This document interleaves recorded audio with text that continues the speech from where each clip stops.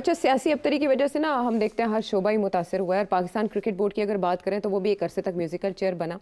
शायद उसी के असरात हैं कि लोग अब की बार PSL इंजॉय नहीं कर रहे। ये तो आप बताएंगे कि असल वजह क्या है, लेकिन जो सवाल आया है, आपके व्यूवर हैं आपके शो के असद कुरैशी साहब इस्लामाबाद से, वो आपसे एक सवाल पूछ रहे हैं, वो शामिल करेंगे जी। इस साल PSL 9 कोई क्राउड नहीं है, जीरो क्राउड, जीरो इंटरेस्ट, लोगों को इंटरेस्ट ही नहीं है। प्लेयर जो है बाहर से आके इस वक्त PSL खेल के चले गए, प्रैक्टिस करके चले गए IPL के लिए। दूसरा, नजम सेठी साहब का क्या विजन था? ये विजन था 9 साल के बाद कि कोई क्राउड नहीं होगा, कोई इंटरेस्ट नहीं होगा, कोई टॉप प्लेयर नहीं होगा। ये बिल्कुल एक फ्लॉप शो बन चुका हुआ है। देखिए ज़रा आयशा, मैंने PCB छोड़ा था जून 21 को, पिछले साल। उसके बाद मैंने कोई कमेंट्री नहीं की किसी चीज़ के ऊपर, ना मैंने ज़का अशरफ साहब की कारकर्दगी के ऊपर को बात की, और अब मोहसिन नकवी साहब आ गए हैं और जब से आए मैंने कोई बात नहीं की। मगर दुख मुझे बड़ा हुआ है, बहुत सी बातें मेरे अंदर हैं, मैं नहीं करता बिकॉज़ मैं नहीं चाहता कि लोग ये समझें कि इसलिए मैं कह रहा हूँ कि मैं ख़ुद जाना चाहता हूँ वहाँ, और इसलिए मैं नॉक कर रहा हूँ उनको।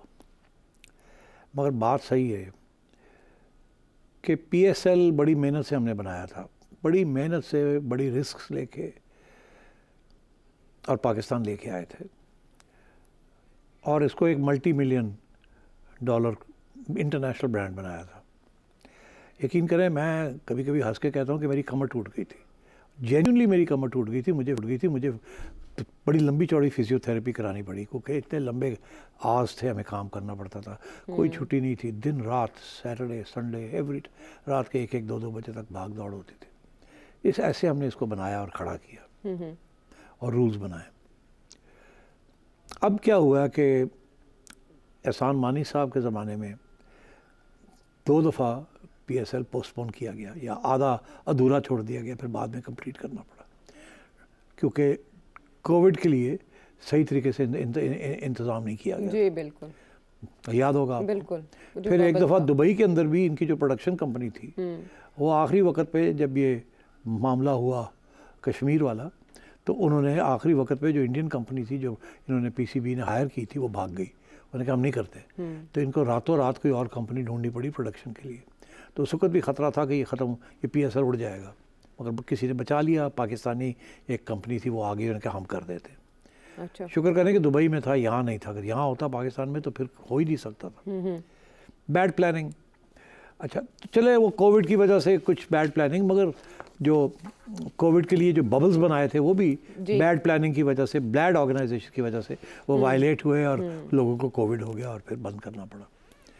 सो अनफॉर्चुनेटली वो दिन है और आज का दिन है कि एक ही PSL ठीक हुआ है, वो PSL 8 था, जबकि दिसंबर 22 को मैं वापस PCB गया, और उसके बाद 1.5 महीने के अंदर अंदर टाइम था PSL करने का जी। तो जब मैं वहाँ पहुँचा तो मुझे ये कहा गया कि जी रमीज़ राजा साहब का कोई ख़ास इंटरेस्ट नहीं था PSL में, वो और लीग्स में इंटरेस्टेड थे, और उन्होंने कोई ख़ास बजट भी नहीं दिया इसको करने के लिए। अच्छा। और हम बिल्कुल प्रिपेयर्ड नहीं हैं, ये मुझे कहा गया। अब हकीकत क्या थी क्या नहीं थी मैं नहीं कहता, मगर जो मैंने देखा, जब बजट देखा मैंने, तो मैंने कहा यार इस बजट के साथ तो आप एक ऑर्डिनरी मैच नहीं कर सकते। तो खैर उसमें दिन रात काम करके, बजटिंग ठीक करके, मार्केटिंग ठीक करके, हमने 2000 जो PSL 8 था उसको सही तरीके से हमने किया और बड़ा कामयाब रहा। अब क्या हुआ, जैसे मैं गया हूँ तो ज़का अशरफ साहब आए और उन्होंने ये फ़ैसला किया कि PSL 8 तो नजम सेठी का प्रोजेक्ट है, इसको करने की क्या ज़रूरत है, ठीक है जैसे है हो जाए, मैं अपना कुछ करता हूँ। अच्छा। तो किसने कहा जी क्या आप अपना क्या, ये तो पाकिस्तान, उन्होंने कहा नहीं है सेठी का ना लगे है, ये एक T10 टूर्नामेंट करते हैं। तो ज़का अशरफ साहब ने T10 टूर्नामेंट की प्लानिंग शुरू कर दी। अच्छा। और उन्होंने एक और प्राइवेट सेक्टर लीग की इजाज़त देनी शुरू कर दी, जो कि PSL के साथ कंपटीशन में आ गई थी सिंध के अंदर। ओके। क्योंकि वो जरदारी साहब को प्लीज़ करना चाहते थे, तो कुछ उनकी सिफारिश की वजह से एक T10 लीग खड़ी हो गई वहाँ सिंध के अंदर, जिसको सिंध गवर्नमेंट सपोर्ट कर रही थी, और एक PSL की कंपटीशन में एक T10 लीग की तरह तैयारियाँ होनी शुरू हो गई। मेरे ज़माने में जो लोग आए थे T10 करने के लिए, मैंने ना कर दी थी। मैंने कहा था ये T10 इज़ नो क्रिकेट, ठीक है, ये we are a serious cricketing playing nation, हम ये 3 फॉर्मेट्स ही खेलेंगे और कोई ऐसी नई डेवलपमेंट नहीं करेंगे जिसके साथ हमारी ये 3 फॉर्मेट्स को कोई ख़तरा हो। T10 जो है is not really cricket, gulli danda है। तो और अभी तक ICC ने इसको ओके नहीं किया है, it's not an official format. एक दो चल रही हैं दुबई शुबई में, मगर that's not a cricket home as such, imported चीज़ें वहाँ। अब बात यह है कि इन्होंने PSL को इग्नोर कर दिया। अब जब मैं वहाँ पहुँचा हूँ तो मैंने जब देखा कि यार ये अगला PSL जो है वो कैसे होगा, तो पता यही चला कि जी कोई बजट नहीं छोड़ा हुआ इन्होंने। जैसे रमीज़ राजा साहब ने इग्नोर किया था, ज़का अशरफ साहब ने भी इग्नोर किया। तो मैंने फिर इनसे कहा कि इसको बजट को इंक्रीज़ करें। ठीक है। और मगर मैं तो फिर रह नहीं सका वहाँ, आई हैड टू लीव। तो ये जो PSL हुआ है इसके अंदर जब ये ज़का अशरफ साहब गए हैं तो कोई बजट नहीं छोड़ा था। और जब ये पहुँचे हैं मोहसिन नकवी साहब तो इनको जो ब्रीफिंग दी गई वहाँ मेरी इतला के मुताबिक उनको कहा गया जी कि PSL हम कैसे कराएंगे, ज़का अशरफ साहब तो पैसे दे के ही नहीं गए। फिर जब मोहसिन ने कहा कि नहीं, क्या चाहिए आपको, जो चाहिए ले लें, उसको करें, मेरे होते हुए ये कैसे हो सकता है कि PSL गिर जाए, तो ये जिम्मेदारी मैं नहीं ले सकता। वो ख़ुद बड़े मसरूफ़ थे क्योंकि उस वक्त भी ये CM थे अभी, मगर फिर इन्होंने कह दिया तुम करो, तुम फिक्र ना करो, गेट रेडी। तो इन्होंने भाग दौड़ की, मगर देखिए इसके लिए काफ़ी मेहनत करनी पड़ती है, काफ़ी अरसे से प्लानिंग करनी पड़ती है। और हुआ ये है कि ये जो फॉरेन प्लेयर्स इस दफ़ा आए हैं वो भी नंबर 2 ही आए हैं। वो अच्छे टॉप क्वालिटी प्लेयर्स नहीं पहुंचे। टॉप क्वालिटी प्लेयर्स के बगैर PSL नहीं हो सकता। हमारे अपने प्लेयर्स तो अच्छे हैं, मगर अभी हाल ही में हम सारे मैचेस हारते रहे हैं ना, जिसकी वजह से उनकी भी जो शीन है ना, जो शाइन है वो गिरी हुई है। Even Babar Azam, he is done well in PSL, मगर वो भी उनकी वो हैसियत नहीं थी जो पहले थी। बहुत हुआ उन पे, तो थोड़ी सी डिमोरलाइजेशन भी थी। ऊपर से फिर फॉरेन प्लेयर्स जो आए हैं वो भी कोई टॉप क्वालिटी के नहीं थे। अब वो क्यों नहीं आए? एक तो सही टाइम पे नहीं बुलाया गया, दूसरा ये है कि हर जगह पे ये जो लीग्स नहीं खड़ी हो गई हैं उनको पैसे ज़्यादा देते हैं प्लेयर्स को। हमारे यहाँ ये है कि जो हमने 8 साल पहले रखा था फिगर 1.2 मिलियन या 1.3 मिलियन बढ़ गया होगा 1.4 मिलियन डॉलर्स, वही उतने ही पैसे हमने अपनी सारी प्लेयर्स के ऊपर खर्च करने हैं। वो बजट बढ़ा नहीं है। वो बजट अगर नहीं बढ़ेगा तो जिस तरीके से बाकी लोगों को अट्रैक्ट किया जा रहा है बाकी प्लेयर्स वहाँ चले जाएंगे, आपके पास कोई नहीं आएगा। तो इसलिए इस दफ़ा ऐसे ऐसे प्लेयर्स आए हैं, अगर 50 प्लेयर्स आए हैं तो उनमें से 10 होंगे जो कि किसी क्वालिटी के हैं, बाकी तो सारे इधर उधर से इकट्ठे करके उन्होंने भर्ती किए हुए। तो मैं समझता हूँ कि बैड प्लानिंग और bad allocation of budgets and money, ये is the real reason, lack of interest और लैक ऑफ कमिटमेंट। और मैं समझता हूँ फ्रेंचाइजीज़ की तरफ से भी वो पैसे नहीं खर्च किए जा रहे और जो PCB को चाहिए वो भी नहीं किया जा रहा। अब अगर आप PCB को ये बात कहते हैं, समझाते हैं, तो वो आगे से जो जवाब मिलता है वहाँ से भी कहते हैं और जी रमज़ान है, इलेक्शन भी हुए हैं, इलेक्शन थे, सड़कों पे एहतजाज हो रहे थे, है कुछ फाइनेंशियल इश्यूज, वैसे इकोनॉमी बैठी हुई है, तो वो ये सारे रीजंस देते हैं।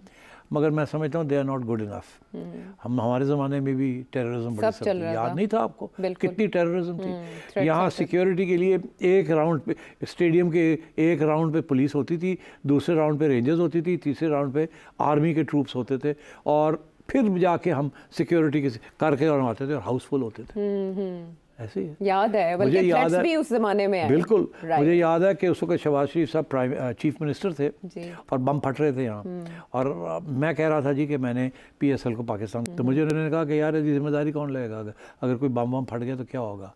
तो फिर मैंने जनरल बाजवा से रिक्वेस्ट की कि आप मुझे सपोर्ट करें, तो उन्होंने दलेरी के साथ कहा कि नहीं ले आओ तुम, आई विल प्रोटेक्ट यू। तो फिर मैं लेके आया PSL को यहाँ। तो मतलब है कि ये बड़ी कमिटमेंट करनी पड़ती है। एक बात बताएं, IPL उधर इतने शानदार तरीके से चल रहा है और उसके जो डंके बजते हैं इंटरनेशनली वो भी हम जानते हैं, यहाँ ये कैसे यकीनी बनाया जा सकता है कि इसको जो PCB के करता धरता है वो पाकिस्तान सुपर लीग समझें, इसे सेठी सुपर लीग ना बनाए? अनफॉर्चुनेटली हमारे यहाँ बड़ी तंग नज़रिया है लोगों का, हर बंदा थ्रेट समझता है दूसरे को। एहसान मानी साहब जब आए, जब मैंने रिज़ाइन किया, जब इमरान खान इलेक्शन जीता, तो आई रिज़ाइंड एज चेयरमैन PCB। तो मैंने कहा मुश्किल हो जाएगा खान साहब के साथ चलना, तो बेहतर ये इज़्ज़त के साथ आप खुद घर चले जाए, ये नहीं कि बाहर आपको निकाला जाए, या वो निकाले ना मगर काम ना करने, ग्रेसफुली निकले। मानी साहब आए तो मैं आपको बता रहा हूँ, मुझे 100% ये खबर कंफर्म्ड है।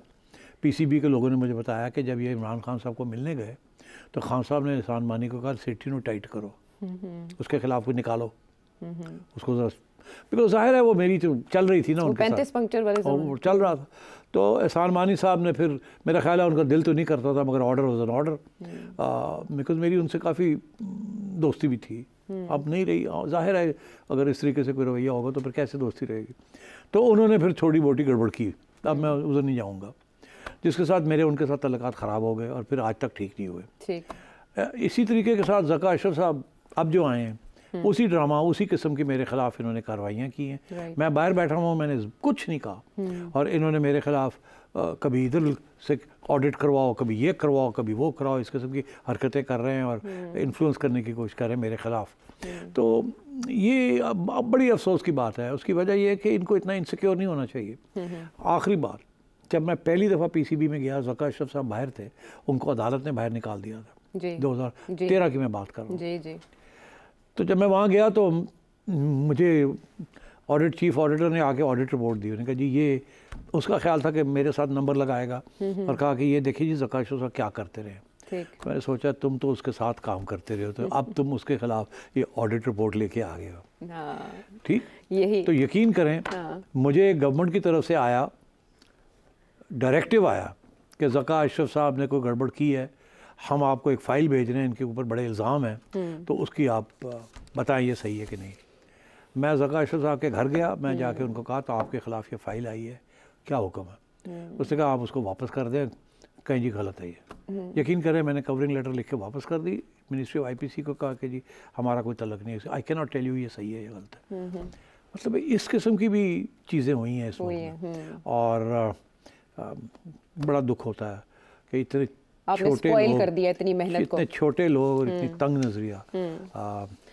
इतना बड़ा, इतना शानदार पाकिस्तान का इदारा है, उसके लिए हमें काम करना चाहिए। ये नहीं कि सियासी जमातों की भर्ती करें और अपने पर्सनल लोग यार दोस्त ला के यहाँ फिट करें। मैं तो एक भी यार दोस्त नहीं लाया था जब मैं था। और आज जाते जाते अगर 1 मिनट है आपके पास, जी, नवाज शरीफ साहब ने मुझे भेजा था वहाँ, एक दफ़ा प्राइम मिनिस्टर हाउस से सिफारिश नहीं आई, एक सिफारिश नहीं आई। मुझे लोग कहते थे सिफारिशें आएंगी तो क्या करोगे, एक सिफारिश नहीं आई। इंडिपेंडेंटली उन्होंने आपको, उन्होंने मुझे कहा कि जब तुम प्रोफेशनली चलाओ इसको। राइट। दूसरी बात मैं आपसे करूँ, इस दफ़ा जब शहबाज शरीफ साहब ने मुझे लगाया तो बातों बातों में शहबाज साहब ने कहा कि चीफ ऑपरेटिंग अफसर अगर आप इजाज़त दें सेठी साहब तो मैं किसी को रेकमेंड कर दूँ। अच्छा। तो अब मेरी तो थोड़ी सी मैं मारेंगे शुरू से ही गड़बड़ होने लगी। अच्छा। तो मैं जाहिर मैं क्या कहता, मैं जी जी ऑफ कोर्स। तो उन्होंने एक साहब का नाम लिया, ठीक है, और उनके सिफारशी जो थे वो साथ बैठे हुए थे, अब छोड़ दे कौन थे वो। अच्छा। तो मैंने कहा जी जो एक्चुअली चीफ ऑपरेटिंग ऑफिसर जो होता है ना, वो तो है हमारे पास। हाँ। CEO होता है, तो कहने लगे वही CEO को लगा दें इनको, आप तो चेयरमैन है ना, तो उनको CEO लगा दें। तो मैंने कहा कि मियाँ साहब वो पीसीबी कॉन्स्टिट्यूशन के अंदर चेयरमैन ही CEO होता है। तो कहने लगे अच्छा तो आप CEO भी होंगे। मैंने कहा जी मैं चेयरमैन CEO। तो कहने लगे तो फिर CEO लगा दें। मैंने कहा मियाँ साहब माजरत के साथ ये पहले भी पीसीबी में चक्कर लगा चुके हैं। अच्छा। वहाँ भी ये इन्होंने सर्व किया पहले, तो मुझे अपनी टीम चाहिए। तो आई बी ग्रेटफुल अगर आप मुझे इजाज़त। तो in all bigness he sir नहीं फिर ठीक है कि आप अपनी टीम रखें। तो मैं ये कह रहा हूँ कि मियाँ साहब ने तो कभी ये कहा भी नहीं, छोटे मियाँ साहब ने कहा, मगर जब मैंने एक्सप्लेन किया तो वो समझ गए, वो समझ गए नहीं यू डू आप अपने। तो मतलब है कि और इधर से इमरान खान साहब बनी गाला से बैठ के पीसीबी को एहसान मानी के ज़माने में और रमीज़ राजा के ज़माने में बना रहे थे, चलाया भी खुद करते थे, पहुंच जाते थे वो ड्रेसिंग रूम में भी। लेकिन मेहनत से बनाया गया एक प्रोजेक्ट था जिसको उजाड़ने में या इतना वीरान करने में मेहनत नहीं लग रही, बल्कि नेगेटिव सियासी अज़ाइम जो ग्रजेस हैं वो निकल रहे हैं।